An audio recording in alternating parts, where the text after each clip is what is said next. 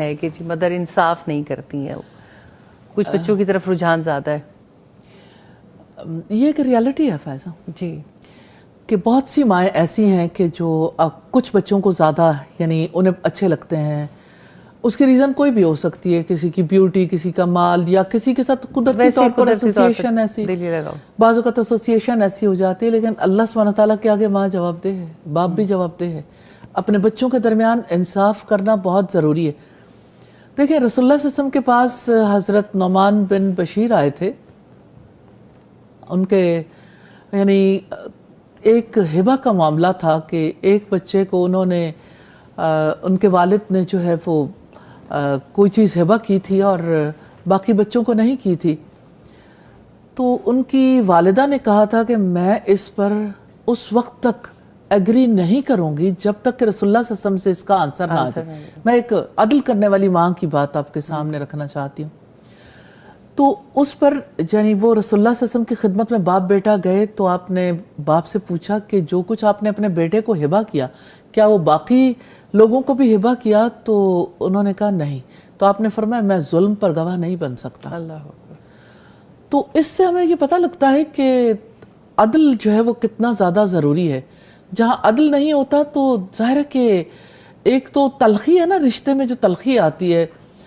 دوسری بات یہ ہے کہ یعنی انصاف نہ ہونے کی وجہ سے پھر ٹوٹ پھوٹ بہت شروع ہو جاتی ہے، خاندان بکھر جاتے ہیں، بہن بھائیوں کے درمیان یعنی ایک مقابلے بازی بھی شروع ہو جاتی. بعض اوقات مقابلے بازی نہیں بھی ہوتی تو تکلیف اپنی جگہ پر ہوتی ہے. اور کتنی عجیب بات ہے کہ کوئی ایک ماں اپنے ایک بچے کو صرف مال کی بنیاد پر پریفرنس دے اور دوسرے بچے کو وہ پریفرنس نہ دے. کچھ مائیں ہوتی ہیں جو بیٹوں کو زیادہ پریفرنس دیتی ہیں، بیٹیوں کو اتنی پریفرنس نہیں دیتی. کچھ مائیں ہوتی ہیں جو بیٹیوں کو پریفرنس دیتی ہیں، بیٹوں کو پریفرنس نہیں دیتی.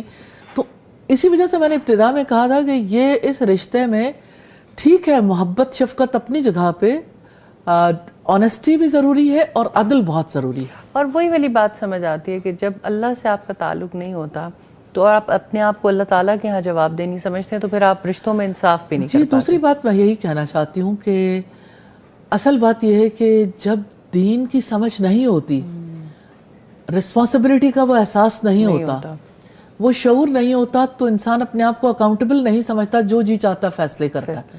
اسے یہ خیال نہیں آتا کہ اس بارے میں اللہ سبحانہ تعالیٰ نے جب مجھے کٹہرے میں کھڑا کیا تو میں کیا آنسر کروں. تو اب اس کا حل جو ہے وہ سولوشن کیا ہے؟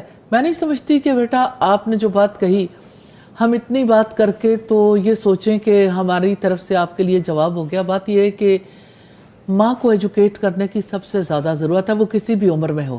اور اب آپ دیکھیں کہ آپ کی اس بات کے بعد اس کی ضرورت اور زیادہ ابھری ہے کہ عمر کا کوئی بھی حصہ ہو لیکن بہرحال علم ہی کی وجہ سے تبدیلی آتی ہے. اور نیچرلی اس ایج کو پہنچ کے اگر کوئی ناانصافی کے مقام پر کھڑا رہ سکتا ہے تو دوسری طرف ہم یہ دیکھتے ہیں کہ اسے ناانصافی سے ہٹانے کے لیے بھی علم دینے کی بھی ضرورت ہے اور خاندان سے بھی ایسے لوگوں کو ڈالنے کی ضرورت ہے اور کوئی نہ کوئی انہیں سمجھائے اس بارے میں.